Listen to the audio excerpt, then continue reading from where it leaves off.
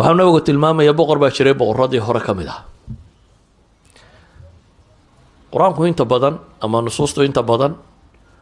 ma tilmaamto qisaska sidan bini aadamku sheekada u qoro bini aadamku wuxuu ihtimaam siiyaa qofka magaciisa waqtigu meeshuu ahaa goortay qisadu dhacday magaaladii ay ka dhacday waxaasi muhimka maaha qur-aanka iyo sunnadu markay inta badan ka warramayaan waxay ka warramaan qisadu namuda tusaalaha ay tahay meesha tusaalaheedu ku jiro ayan kan qofkii ay ku dhacday qof magacu doona ha yeesho magaalada ay doonto ha haato waqtigu doona dhacdadan inay sidaa u dhacda qiimo samaynaysaa ama afraaddii samaysay wax badan lagama warramayo wuxuuna waleeyay dadkii idinka horreeyay boqor baa ka mid ahaa boqorkaasi wuxuu lahaa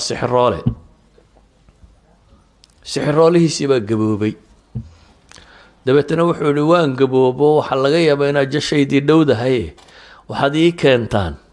wiil yar oo fahima yacni hore wuxu fahmaya oo fatin ah intelligent ah oo laqin ah yacni daakiradiisu fiicantao wixii loo laqimo qabanaya saddex eray baa meeshan ku jira boqor saaxir iyo wiil boqorrada daalimiinta inta badan haddii aanu ilaahay xoog ugu xidhnayn bini aadamku inta badan qeybka uu ka baqaa maqanaha dabeetana wuxuu u adeegsadaa markii aanu ilaahay ku xidhnayn caraafayn iyo faalfaalin iyo waxa kan waxaa laga yaabaa dadku inay moodaan berigii hore zamanuljaahiligii iyo imika technology alla kuwa technologyga adeegsadaa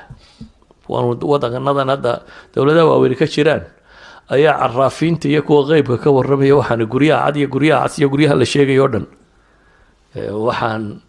aada ula yaabaya oo ka warramaya jack shiragii xukumi jiray france 14 sano madaxweynaha ka ahaa ayaa waxay yidhahdeen ceebaha hadda lasoo saaraya waxaa ka mid ah niman madmadoobo afrikaanoo kuwan faaliyaaba intuu afrika ka keensaday intuu madaxweyne ahay oo dhan guriga madaxtooyaday deganaayeen barjedka dowladdana waxay ugu qoraayeen la taliyayaal mustashaariin inay u yihiin madaxweynaha waa faaliyaashiisii si dowladdu lacagta u siiso waxay dhahdaan maantadan aynu joogno dunida jaraa-idka iyo waxa la iibsaday ugu tirada badan le waxaa ka mid a kuwa faalka iyo buruujta iyo xidigiska iyo waxaa ka warrama marka khuraafada bini aadamku inta badan kama tago haddaanu caqiido saxiixa yeelan walow uu cirka u diro gantaalo waxaa la tilmaamaya xadiidkani markaa boqortooyadaasi inay lahayd niman faaliyayaal oo wuxuu sheega faaliyahii waxaa kaloo uu xadiidkani tilmaamaya dadka ahlu baatilka ahi si iyana ugu xidhxidhan yihiin baatilku inuu waaro oo sii socdo kani waa sixiroole baatil wada da-diisiina way gaadho uu dhimanayaa laakiin wuxuu rabaa sixirkan iyo farsamadan inay sii socoto saa daraaddeed bu wuxuu leeyahay halay doono wiil yaroo caqli badan oo fahmo badan oo waxqabasho badan oo waxa loo diro aanay laabaynin halay raadiya buu leeyahay wuxuu rabaa in mabaadi'diisu faafto idan dunidan aynu ku nool lahay aadanaha jooga loolan unbu ku jiraa mid khayr faafinaya mid shar faafinaya wax cidla iska fadhiya waa yaryihiin cid waliba wixii ay rumaysan tahay daweydika imka dunidan arkaa qaanuunadu kolba qolada codkoodu soo batee siyaasiyiintu ay ka shakiyaan unbuu systemka waxbarasho iyo qaanuunada iyo waxa kani uu weecda imka LGBT iyo kuwa kan iyo waxaan odhan maxaa ka dhigay in dowladuhu ka dambeeyaan caynkan waa dadkaa batay dadka waxaan raadinayaa batay cod bay leeyihiin dowladuhu iyo siyaasiyiintu ay ka cabsanayaan oo ay rabaan inay helaan kuwa xuquuqdooda in la siiyo oo qaanuunka la mariyo kan la mariyo idan bini aadamka dunida ku nooli loolankaasi ku jiraa cid waliba waxay aaminsantahay waxay rabtaa inay meel mariso hore u socdo ninkan sixirooli wuxuu leeyahay markaa wiil yaroo fahmadiisu fiican tahay waxqabadiisuna daakiradiisuna wixii loo laqimana xejinaya ii doona waxaa muuqata in wiilkii la raadiyo lasoo helay dabeetana sixirooli baa loo geeyay inuu sixirka baro wiilkii dariskiisii sidii usoo qaadanaya sixiroole ugu tegayey ayuu meel dhexe wuxuu ku arkay wadaad sawmaca ku jira mank wadaadadan intay bulshada iskaga tagaan raahibiinta noqdo iska cibaadaysta nin wadaado sawmaca ku jiro arkay ninkiiba la fadhiistay ninkiiba wuxuu sheegay diin xaqa iyo tawxiid iyo buuga warraba ninkii dhallinyarada tawxiidkani wuu la fiicnaaday iyo ninkani wuxuu ka warramayo xaggana dee daris iyo iskuul buu ku jiraa looga baahan yahay inuu si fiican u barto wuxuu sameeyey markuu gurigooda ka yimaadee uu kusii socdo sixirroolaha wuxuu la sii yaro fadhiistaa wadaadka xoogaa buu ka dhigtaa dabeetana wuu dhaafaayo wuxuu tagaa sixirrooliisyo uu ka soo dhigtaa markuu sixirroolaha ka soo noqdo ee uu guriga kusii socdana waa la sii fadhiistaa wadaadka waxoogaa kaleu kasii akhristaa dabeetana gurigoodii buu tagaa sixirroolihii baa wuxuu dareemay wiilku inay yar habhabsaamayo waqtigii dabeetana waa maagay oo inankii waa la dilay reerka laftiisa waxay dareemeen inuu yar habsaamayo wadaadkiiba ku yidhi niyo waxaad rabtaan inaan waxaan dhegaystana waan doonayay dee sixirkii iyo gurigii labadiibana dhib baa ka jirto waa lay tumayaa wuxuu wadaadku ku yidhi sababtay doonaan wadaadadu markay sharxayaan ha u sharxaane markaad sixirroolaha u tagtana waxaad tidhahdaa war guriga ku habsaamay reerkaa yara habsaamiyey markaad guriga ku socotana qolada guriga waxaad ku tidhahdaa deriskii baa nala yara dheeraado sixirroolihii ayaan maanta ku habsaamay wiilkii farsamadiisii buu samaystay dabeetana arrinkiisii buu iska watay wiilkani waa ghulaam af carabiga ghulaamka waxaa la yidhaahdaa qofka xaddu tamyiiskana dhaafay buluuqana aan gaadhin yacni 7 jirna waa ka wenyay 15 jir meelahana ma gaadhin yacni waa teenager 13 12 10 somewhat like that weeyaan wiilku durustiisii buu iska qaataa xaggana xaq baa loo dhigaa xaggan kalena baatilkaa loo dhigaa akhiiran wiilkiioo wixii uu baranayay baranaya ayaa magaaladii bahal baa ku soo baxay xadiiska qaarkood libaax bay ku sheegayaan dabeetana dadka cabsi geliyey wiilkii baa wuxuu yidhi haddaan kala ogaanayaa labadan madraso tawarkeedu sax yahay dabeetana intuu dhagax qaatay buu wuxuu yidhi ilaahay waxaan ku weydiisanayaa haddii wadaadkaasi waxa uu dhigayaa ay ka khayr badan yihiin oo agtaada lagaga jecel yahay ninkaa kale sixirrooli wuxuu sheegayo ilaa uu dhagaxayga yar ku dil daabadaas buu yidhi ilaahay buu u baryey dabeetana bahalkii buu dhagaxii ku dhuftay ilaahay waa ku dilay waa dhintay wadaadkii buu yimi oo arrinkii buu sheegay maanta magaaladii waxa bajiyey bahal dabeetana saasaan yeelo ilaahay baan bariyey oo dhagaxaasaan ku dhufto waa dhintay wadaadkii inankii wuu tashjiicay wuxuu yidhi waryaa maanta adaa iga fadli badan waxaanan filayaa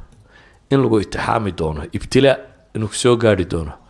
ibtilaagaasi maalinta kuu yimaado niyow hay sheegin waxay idhahdaan wadaadkani 2 qadiyadood buu inanka u sheegay markan mid wuu tashjiiciyey qofka bini aadamkii markuu wax qabto ee wax saxa uu waliba qabto in loogu mahadnaqo lagu tashjiiciyaaba fiican qofka la qiro inuu waxa ka sameeyey taas Soomaaliya tiraahdo laa shukra cala alwaajib sax maaha waxa saxa qofku hadduu wax wanaagsan qabtay in la dhiirigeliyo waxa saxa macallinku inuu isku dayo ardaygiisu inuu isaga dhaafi karo ka kori karo oo ku farxo inaad weligaa dadka luqunjibaadh ku haysato tiraahdo cidina iyo aniga soo gaadhina meeliina hoose marmara waana reerka u wadaadee idinku maaha sax sida saxda ah waxa weeyaan inaad ku faraxdo dadku inuu mustaqbal yeesho intaad adigu garanaysay in ka badan hadday gartaan inaad ku amaado bulshaduna saasay ku horumartaa marka ay hore u socotee dadka hore loo wado idan wadaadkani mar inankii wuu dhiirigeliyey mar kale bay yidhahdaan tawaaduc buu muujiyey oo ah qof isla weyni ka muuqatay waxaan aanunba wax garanaya intiina kale waxba ogtiin yaana idinka weyn oo intaa kusoo dhex jiray ma taagna bay leeyihiin tawaaduc buu muujiyey waa inaan yar ninkuu leeyahay maanta adayga mar saddexaad bay yidhahdeen wuxuu muujiyey dadka asxaabul xaqa ahi in dunida tan imtixaan ay ku maraan yacni dunidu ma aha daartii abaalmarinta daarta saxda ee abaalmarintahay waa xaggee waa aakhiro dunida tani waa daaru libtilaa'i walimtixaan markaad imtixaan nooca ka baxdaba mid nooc kale unbaad gelaysa saad imtixaanadaa u wado maalin mid dhaqaale maalin mid caafimaad maalin mid waxbarasho maalin mid shaqo maalin mid guur maalin mid caruur saaduun maalin walba problem u xalilaysa problem u wado ay naftu kaaga baxaysaa adduunku markaa waa imtixaan gebigiiba nataa'ijta rasmigaana waxaa la helaa marka aakhiro la tago wiilkii ilaahay buu si dhaba ugu xidhmay tawxiidkii iyo caqiidadii fiicnayda loo dhigay waa biyo dhigeen sixirkii iyo wixii waa biyo dhigi waayeen markay tani biyo dhigtay kadib wuxuu noqday nin dadka ilaahay u barya oo ilaahay ducadiisa aqbalo qaar baa u yimaada indhala ilaahay buu u baryaa ilaahay baa indhaa u bixiya qaar baa u yimaada xanuuno kala qaba ilaahay buu u baryaa ilaahay baa caafimaadiya magaaladii waa isu tilmaamtay wiilkaa yar hadduu kuu duceeyo ilaahay ducadiisa waa ku aqbalaya iyadoo arrinku halkaa marayo ayaa boqorka nimankii xaashiyadiisa ahaa dadkii ku wareegsanaaye la joogay mid ka mid ah ayaa indhabeelay wuxuu maqlay wiil yaroo dadka markuu u duceeyo indhuhu ay baxayaan dabeetana xoolo badan buu soo qaaday wiilkii buu yimo wuxuu ihi waxaasoo xoolaa baan kuu sidaa haddaad labada indhood ii bixiso way ii fiicnaadaan wiilkii wuxuu ku yidhi dhegeyso anigu indhaha ma bixiya buu yidhi ee dadku hadday ilaahay rumeeyaan baan ilaahay u baryaa ee adigu ilaahay rumee ilaahay inuu rabbiga iyo caqiida ninkani waa wiilkan ha yaraado waa daaciya diin dadka u sheegaya ilaahay rumeeyo aamin buu yidhi markaad qof dhab oo ahlu tawxiid noqoto aniguna ilaahay baan kuu baryaa in ilaahay indhahaaga kuu soo celiyo ninkii sidii buu yeelay ilaahay buu rumeeyo waa qumanaad wiilkiina ilaahay buu u baryey dabeetana labadii indhood baa ilaahay baa dib ugu soo celiyey wuxuu ku noqday gurigii boqortooyada dib markuu ugu noqday wuxuu u yimi boqorkii baa yidhi waar indhaha ayaa kuu bixiyey boqorkani wuxuu sugayaa dee isagaa dadka rabbi u sheegan jiray markaasuu yidhi rabbigay baa ii bixiyey awalaka rabbun hayri buu yidhi oo macidaan aniga ahayn ba ku rabbiya mid kalaabaad rumaysan tahay rabbii wa rabbuka allah buu yidhi aniga rabbiga iyo adigaba ilaahay baa inoo wada rabbiya hooy dowladdii mashkilad cusub baa ku soo baxday wuxuu yidhi ninkan ha la caqaabo waa la toorjargareeyey dabeetana wiilkii buu sheegay wiilkii baa loo yeedhay wiilkii wuxuu ku yidhi ma wixii aan ku baray ma waxay gaadhay maanta inaad dadka indhaha ugu bixiso baalkii sixirka aan ku baray waran sixirna indha kuma bixin buu yidhi dadkan ilaahay baan u baryey rabbigood baan u baryey awalaka rabbun hayri oo adiguna ma rabbi aan aniga ahayn baad leedahay buu yidhi wiilkaaga kani wuxuu yidhi ilaahay baa noo rabbiya isna ha la toorjargareeya baa la yidhi oo wadaadkii buu sheegay waxaa la yidhi sartu meesha ka qurantayba waa ninkan waddanka ninka fidmeeyey ee balada dhigay waa wadaadkan sawmacadash ku jira wadaadkan waxaa la weydiiyey ma ka noqonaysaa waxaanaad rumaysantay mise waa lagu dilaa wadaadku wuxuu yidhi ka noqon maayo hala dilay baa la yidhi god baa loo qoday miinshaar hagso ayaa halka laga saaray dabeetana labaa loo kala jeexay aa laga takhalusay ninkii baa la keenay isna odayga indhaha loo fiiqay waxaa la yidhi haye ma ka noqonaysa adigu may buu yidhi caqiidadu hadday degto arag ninkan shalayta gaalka ahaa ee halkan joogay ee maanta iimaan helay wuxuu diidan yahay walow la dilo inaanu iimaankiisa ka noqonaynin dabeetana may buu yidhi isna waxaa la yidhi hala miishaareeyo isna halkaa laga miishaareeyey labaa loo kala jaray wiilkii bay soo gaadhay wiilka dee sixirkiina isaga haya uu boqorku sugayay oo ninkii wax la barayay mushkiladan kalena isagaa geystay dabeetana wuxuu intuu niman ku daraybu wuxuu yidhi qaada waxaa geysaan buurta gebigeeda saara uu biqi doonaa markuu arko godkee waxaad tidhahdaan ama halkaasaa lagaa tuuraya ama ka noqo waxaa kanaad wado way kaxeeyeen halkii bay geeyeen markii dacalkii la saaray ayuu ilaahay baryey kan ilaahay buu ku kalsoon yahay ilaahay ou sharkooda adigu igaga fillow buu yidhi buurtii baa gilgilantay nimankii baa ilaahay ka daadiyay askarta ahaa isagii baa badbaaday u soo noqday iskamuu tegin wiilkan iyo mays odhan gaalkii ilaahay baa kaa badbaadiya baxso ninkani waa nin diin xambaarsan oo raba bulshada tan inuu bedelo boqorkiibuu ku soo noqday way kan buu yidhi boqorkii wuxuu yidhi meye ciidankan kugu daray ilaahay baa ku fillaaday buu yidhi ciidankan u diyaariyo wuxuu yidhi doontaa qaata wiilka nasaara badweynta geeya waxaad tidhahdaa ma ka noqonaysaa hadduu diido badda bartankeeda dhiga buu ku yidhi waa la kaxeeyey baddii baa la geeyey ma ka noqonaysaa baa la yidhi ilaahay oo adigu sharkooda igaga fillow buu kuwiina ku ducaystay doontii baa qallibantay nimankii waa dhinteen isagiina ilaahay waa soo badbaadiyey waa soo noqday boqorkii buu u yimi haddana waar meeye buu yidhi raggaan kugu daray ilaahay baa ku fillaaday buu yidhi kuwaana boqoroo ma rabtaa buu yidhi inaad i disho haa buu yidhi sidaad ii dili kari lahayd baan kuu sheegayaa buu yidhi dadkao dhan isugu yeedh magaalada degan dabeetana meel markaad isugu weedho aniga tiirka igu xidh kadib qaanso qaado jucbadaydaa leebabka ku jira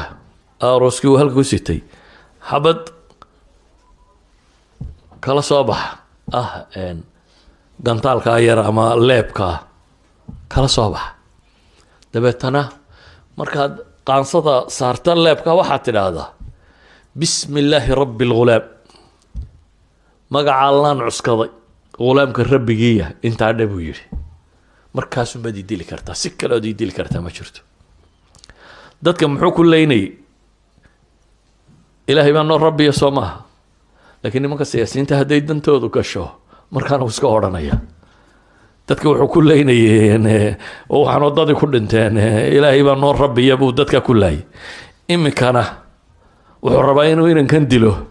laakiin dantii waxay ka gashay inuu yidhaahdo maxay bismi illaahi rabbi lghulaam dadkii oo dhan buu isugu yeedhay meeshii baa wiilkii lagu xidhay sidii uu sheegay buu qaansadii u qaatay dabeetana waa bahashii waa ku riday wuxuu ugu ducaystay magaca allaan u cuskaday oo wiilkan yar rabbigiiya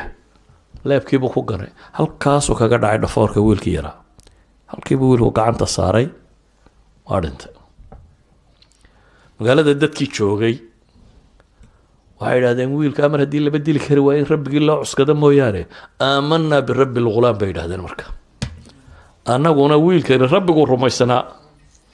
ayaanu rumaynay bay idhaahdeen boqorkii baa loo yimi oo waxa lagu yidhi wixii aad ka baqaysay soo maaha inuu diini faafto dadkani diinta rumeeyo tii baa dhacday baa lagu yidhi wixii aad ka baqaysay wuxuu yihi waxay yeeshaan magaalada sekad walba godad ka qoda dabeetana dab ku shida xaabada dundhiga markay holaacdo guryaha dadka ka soo saaro waxaad tidhaahdaan ma ka noqonaysaan mise waa laydin gubaa wixii ka noqda sii daaya wixii kalena guba dadkii markii meeshii la tubay ee la yidhaha ma ka noqonaysaa may bay yidhaahdaan ilaahay baan rumaynay waa lagu ridaa